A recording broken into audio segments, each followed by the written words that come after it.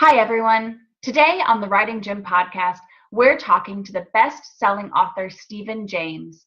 He's going to teach us how to craft a story, the questions we should be asking ourselves to make our stories good, how to solve plot problems, and how to make a worthy book.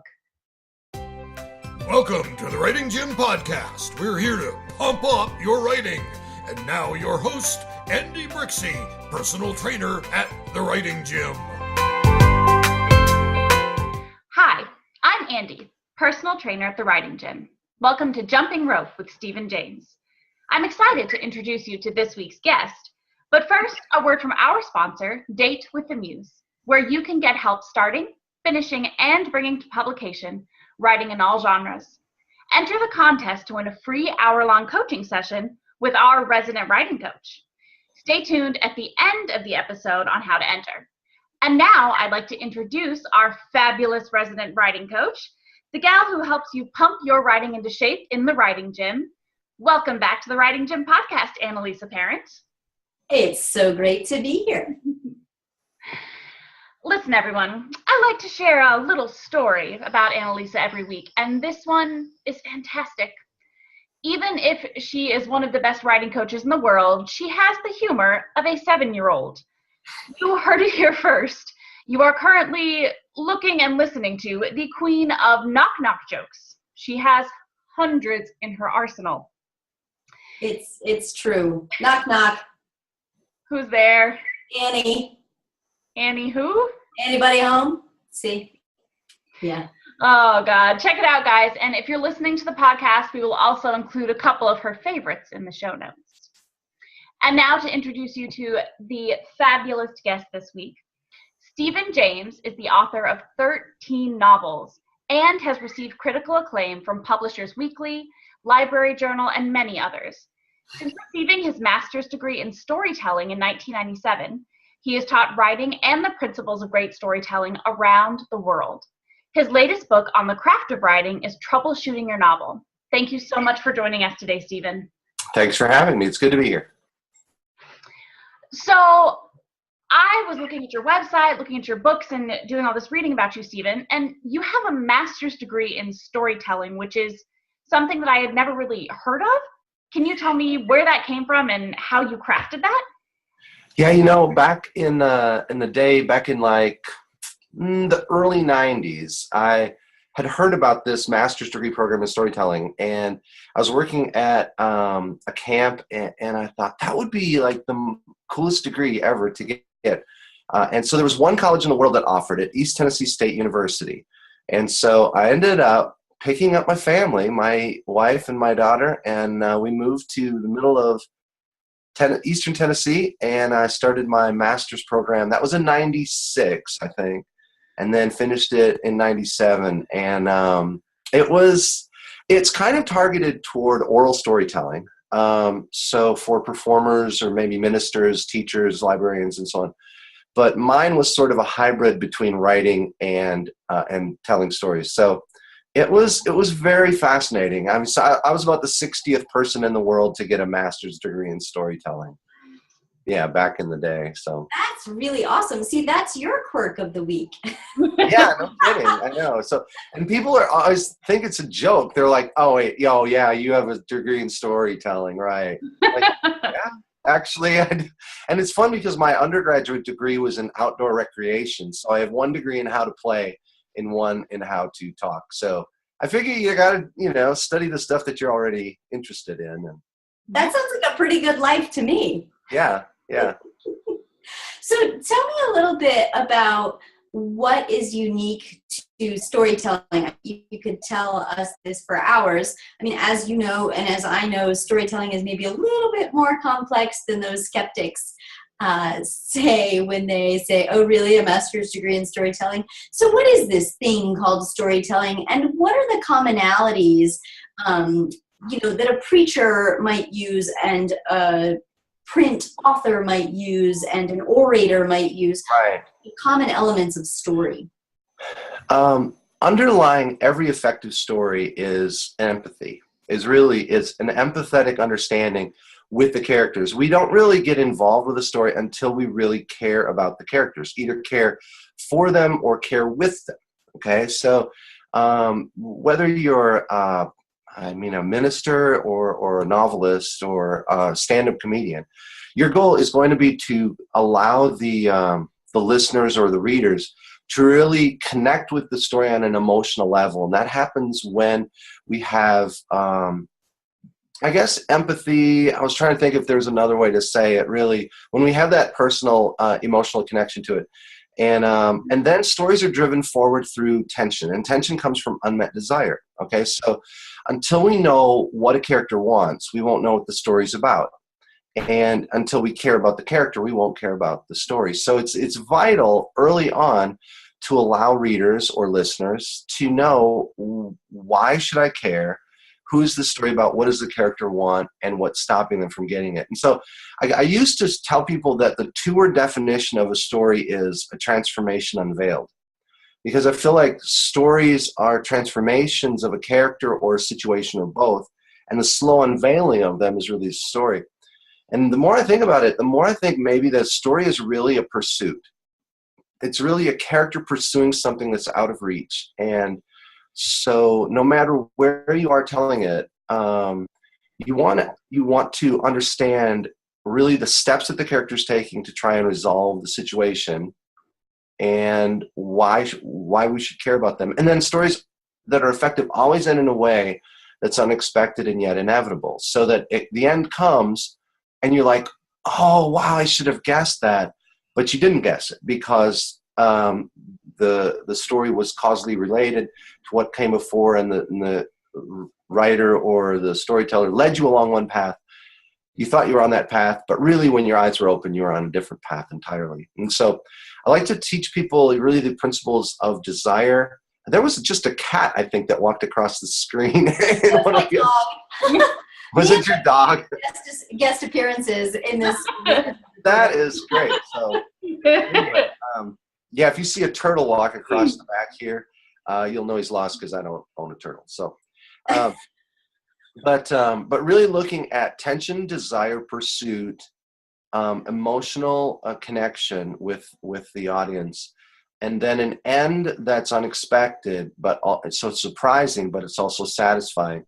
And even commercials, you guys, you've seen effective commercials. They do this. They tell a story in 15 seconds or 30 seconds, and they almost always have all of those facets woven into the commercials. That's a really good point. When you said that, I thought of that Christmas commercial. I think it's for Folgers coffee, right? But like, there's somebody coming home, and it's 15 seconds, but get out the tissues. My goodness, it's very moving. Yeah. All of those elements that you're saying are part of that. And if they can do that in 15 seconds, well, certainly we can do that when we have 200 pages to work. Yeah, hopefully. Yeah. And, stories allow us to explore really that deeper connection. And stories really are not just about things happening. And this is something that I think especially aspiring writers, it's really good for them to know is a story is not really at its core about events. It's about pursuit. And so, for example, if I said, I woke up this morning and then I got a cup of coffee, then I sat down to write, then I went on a walk, then I came back. You might say, is that a story? Well, it has things happening, but there is no unmet desire within them. And there's nothing that's gone wrong. I went to a school years ago. I went to a grade school to do a residency on writing and storytelling for children. And usually kids come back from summer vacation and the teacher always tells them, write about what you did over the summer. And so they'll list it. I went to a movie, and then I went swimming, I went to camp, and like this. And I said, kids, please do not tell me what you did over the summer. I said, but could anybody tell me about something that went wrong? So this boy, I don't know, 4th grade, raised his hand. I said, what happened? He said, well, my cousin came over to my house and we were having a contest to see who could jump the farthest off my bunk bed. I thought, okay, well, what happened? He said, well, he jumped first. He got really far. And I said, I can get farther than that. I said, well, did anything go wrong? He said, well, I backed up to the wall to get a running start. And that's a bad sign right there. He said, I jumped off the top bunk and the ceiling fan was on. He's like, I got my head stuck in the ceiling fan, threw me against the wall, but I got farther. So if I would have said to this boy, what did you do? He would have said, I played with my cousin. But because I said, tell me what went wrong, he told me a story. And this is one of the first principles, I think, of effective storytelling, whether it is audio storytelling or writing oral or written, is you do not have a story until something goes wrong. And even within this little anecdote, you see pursuit, you see desire, you see tension, and you see that the ending comes and it wasn't what we had hoped for, but it maybe was satisfying or whatever. So when I talk to writers, I say, don't ask what happens. Ask what goes wrong. Don't ask what should happen next. Ask, what is the character pursuing? And in that pursuit, what would he naturally do or think or say, like that? Wow, I can see Andy once again writing frantically over there, because those are really great takeaways, and just sometimes that different reframing, asking a question in a different way can really help us to move forward or get out of being stuck. So that's really, really helpful advice. And of course, I love the story about the boy in the I think that's really helpful to say, what goes wrong, or what does this character want right now when we're stuck in a moment. So how do you use that in your own writing, Stephen? You have 13 novels, and it sounds like you're writing on 14, if I understood correctly. What does that look like in your own practice? Well, I am not an outliner, and I teach organic writing. I really feel like the best stories emerge when instead of me saying, what would this character do, and I say, what would this character do if I got out of the way? And so for me, a lot of writing is discovery. It isn't just me sitting down and trying to tell the story what to do. It's trying to let the story grow. And I do that really by asking 4 questions. And I think that really, whether or not you outline or write organically, these 4 questions will help you to solve any plot problem that you ever come up with. And so if you know these 4 questions and you're working on a scene, you don't know how to end it, you will after you ask them. And so the first question is, what would this character naturally do? And that deals with the narrative force of believability, okay? And so a character always has to act believable. As soon as they don't act believable, readers will be turned off from the story. And so if you're writing about a teenage girl, you might say, well, what would this character naturally do? And then if she breaks up with her boyfriend, and then someone might say, well, she would maybe eat chocolate or change her status on Facebook, or she would cry or call her friend, or any of those things could be believable, but they would be determined by who exactly this character is.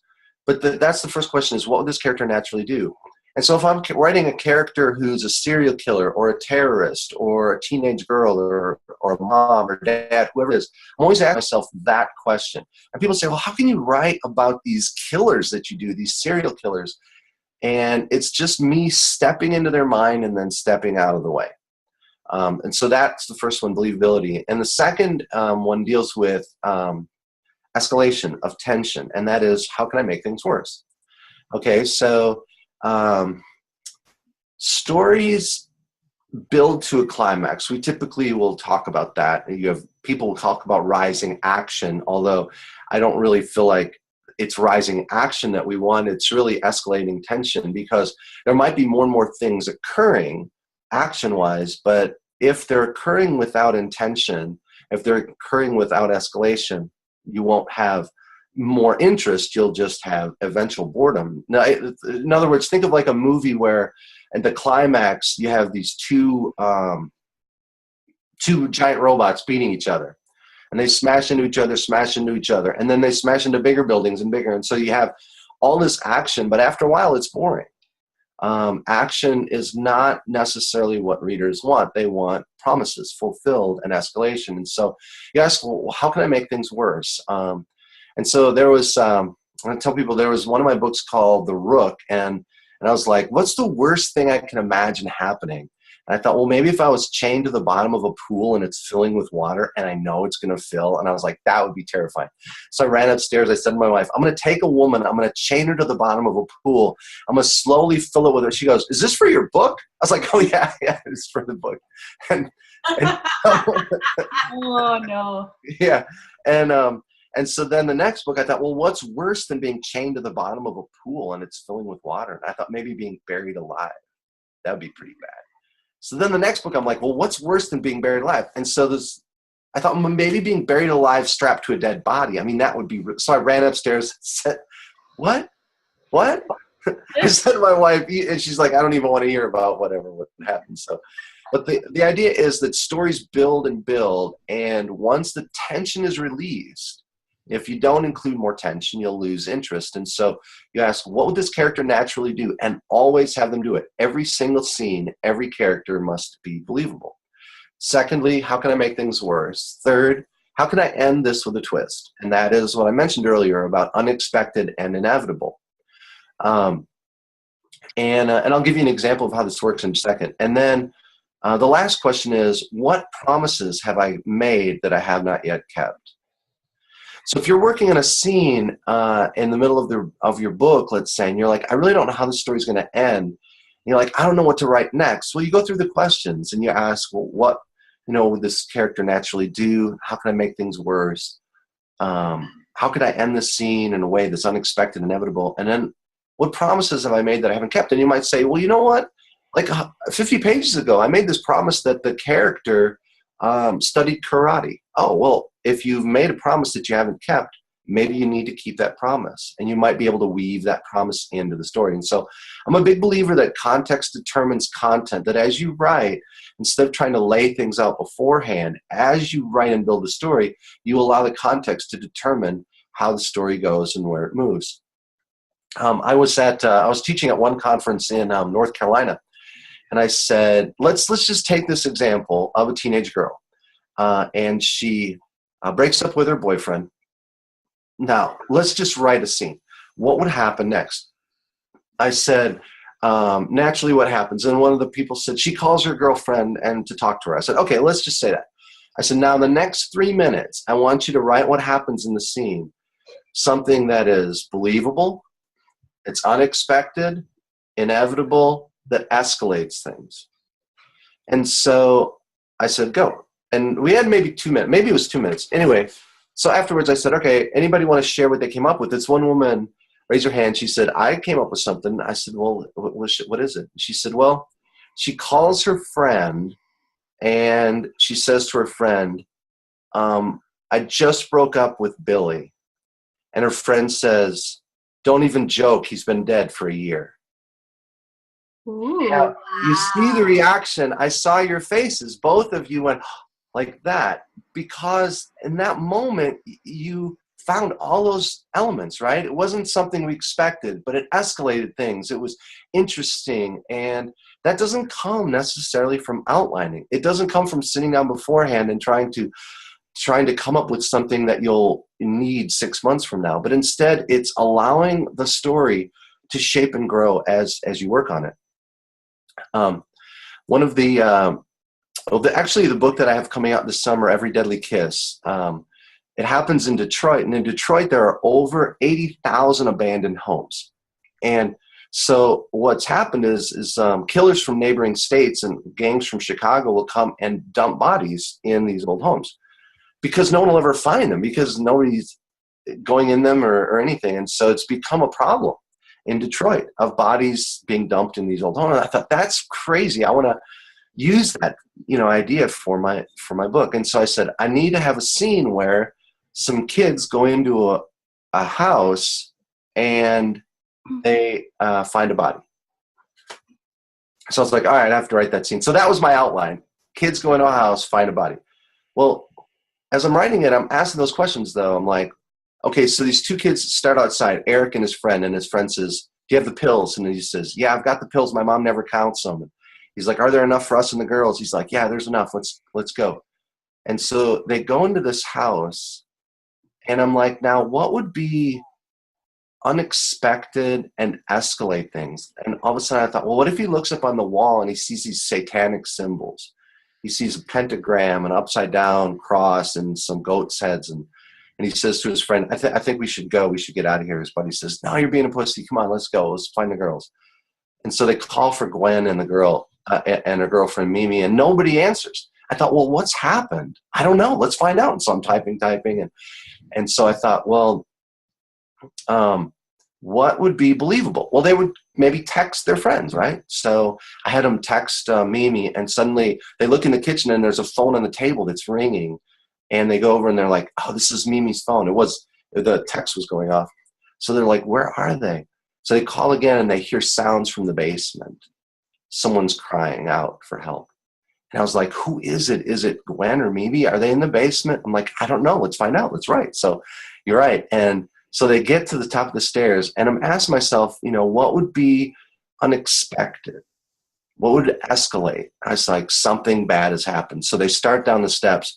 Eric's buddy flicks out a knife. He's holding it in his hand. And as they come down the steps, they can see these candles spread throughout the basement.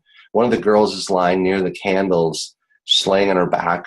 Her eyes are closed. She has fresh lipstick on. The other girl is sitting by a metal post. Her hands are tied behind her back. She has a gag, and her feet are tied up, and she's like trying to say something.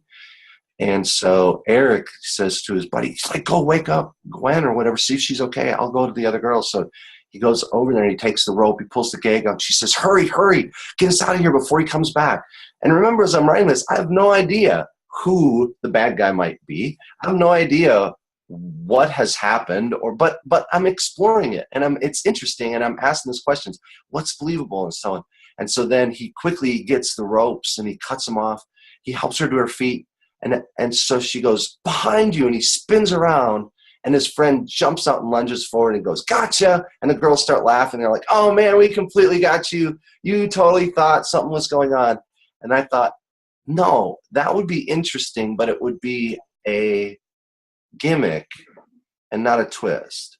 Mm-hmm. So I was like, how could I still use this? And I was like, oh, well, what if he's still holding the knife? So he was holding the knife, and he looks down, and it's embedded in the stomach of his friend who lunged forward. And so his friend goes, dude, you stabbed me. And he's like, no. He's like, he wants to do over. So he pulls the knife out to try and make it better. And his friend collapses. The girl starts screaming. He's like, no, quick, call 911, help. And that's the end of the scene. Now, remember, what was my outline? My goal was to write about some kids who went in and found a body in an old Detroit house. I didn't even do that. Like, they don't even find a body. Because as I wrote it, I thought, well, that's what everyone will expect because of the back cover copy of the book, what it says. So they'll read it, and I can't do what would be expected. I've got to do something unexpected and inevitable, but that also escalates things, and it's believable. So all of those questions are going through my mind. You asked a little bit ago about how does this process work when I'm writing? And this is really what it is. It's this process of discovery. And so in this scene, I discovered so many things that I never would have guessed or anticipated. And if I would have stuck to my quote outline and said, they just go in and find a body, it would have been predictable. As it is, suddenly the story takes off, and you're like, what's going to happen? Does he live? Does he die? How does that relate to the rest of the story? And so that's what I do for a year, and then I have a book. I love that, and thank you for all of that detail and sort of bringing us through that process of what it really looks like, because I think a lot of writers, especially beginning writers, feel the pressure to make an outline because their fourth grade teacher told them to, or they're compelled. I too am a pantser, as we're called, the people who don't write with an outline, and I also follow that sense of discovery, and sometimes I find that my characters know better than I do what's supposed to happen. I have an idea that they're supposed to go west and they go east. And they're always right. They're always right. But, one of the things that I happen to know as a fellow pantser is that you're asking for a lot of revision. And as someone who's not an outliner, I can't say that there's more or less revision, but I know that it happens frequently. As you found out, like, oh no, this scene can't go that way, I need to change it up. And it sounds like you made that decision in the moment.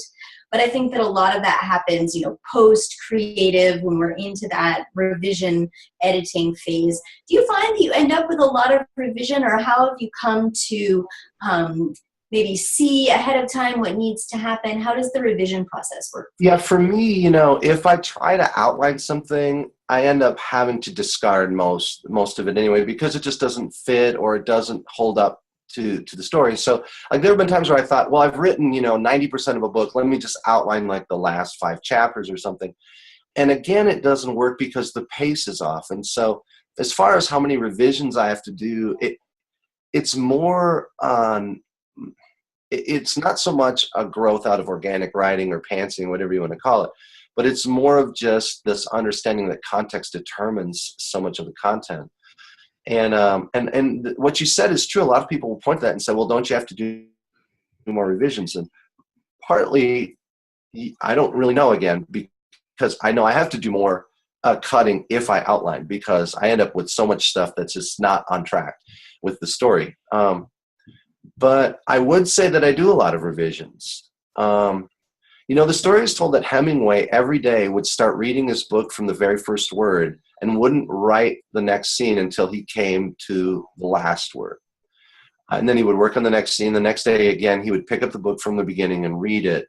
Now, whether or not that's true or just folktale or something, I think that the concept is very vital, and that is that context from reading the book and getting it in your mind is going to be what determines really the direction of a scene. And if you sit down beforehand and try to say, I'm going to lay this out, this is what the scene's going to be, I can almost guarantee that the pace and the timing of it and the escalation will not quite be where you want. So for example, with this book, Every Deadly Kiss, there was this one vital scene that I needed toward the end that I knew what had to happen. But in order for me to write the scene, I needed to read the book from the beginning so that I could get the pace right for that one little 1,000-word scene at the end. And so it literally took me about 40 hours to write. Why? Not because it takes 40 hours to write 1,000 words, but it took me 40 hours because I had to go through the book like 3 times. And as I went through the book, I had to think about the exact pace of that moment and then work on the scene little by little. Now, that's the way that I've always done it, because it's the only way that works for me. I just can't sit there and come up with a scene and have it be right, edit it out of context and stick it in. So a lot of writing for me is discovery, and whether or not it takes longer, I mean, I do 1 to 2 novels a year as it is for the last like 12 years. So I mean, that's pretty fast, I think, as far as writing substantial novels. And so it's a lot of work to write a good book, no matter how you cut it, and it'll take time. But I think that one of the biggest hindrances for many authors is this idea that they have to beforehand plot things out or outline them or come up with a certain formula or plug things into a certain number of acts or whatever. Mm-hmm. It just doesn't work that way. Yeah, I mean, you raise an interesting point there. I think that one of the things that I say as a writing coach frequently is that it's really important for you to find your writing process and stick to that. I can give a million ideas on how writing could happen, but ultimately until you find that sweet spot that is, do I have to plan everything ahead of time? Am I a complete pantser? Do I live somewhere in between?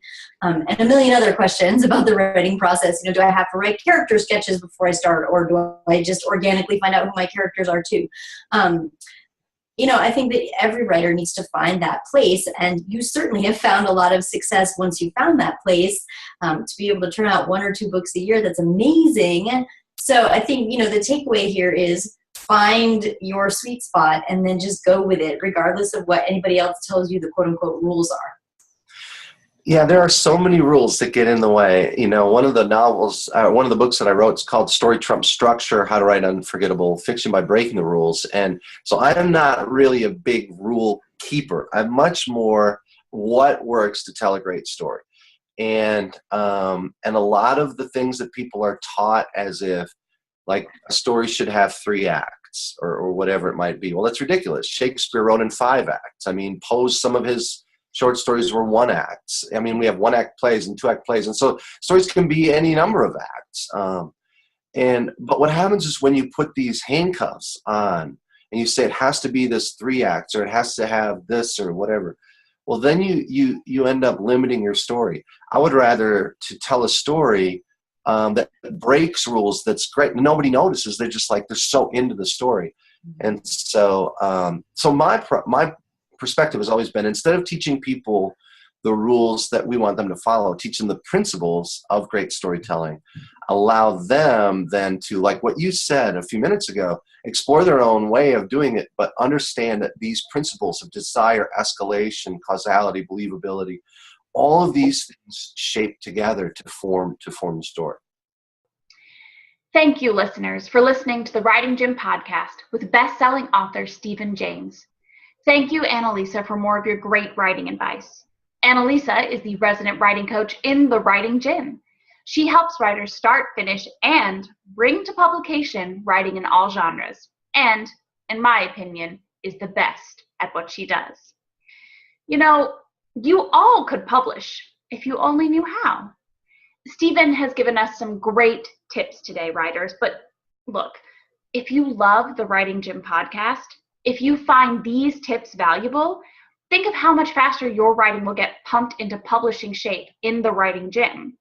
We take you from generating ideas to getting them on paper, from how to find an agent to how to market your book.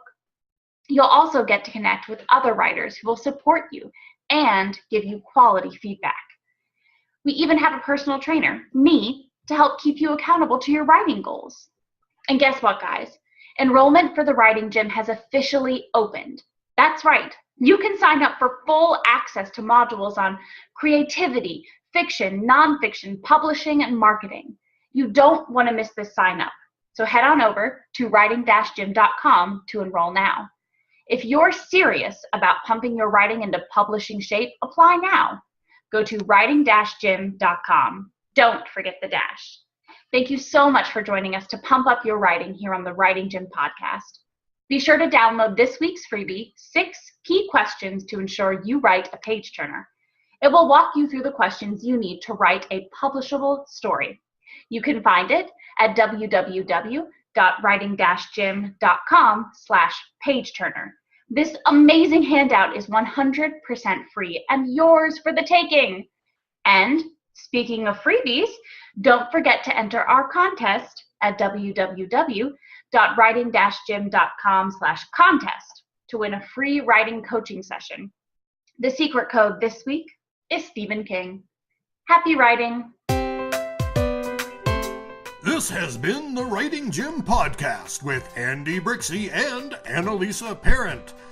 To join the Writing Gym, visit www.writing-gym.com.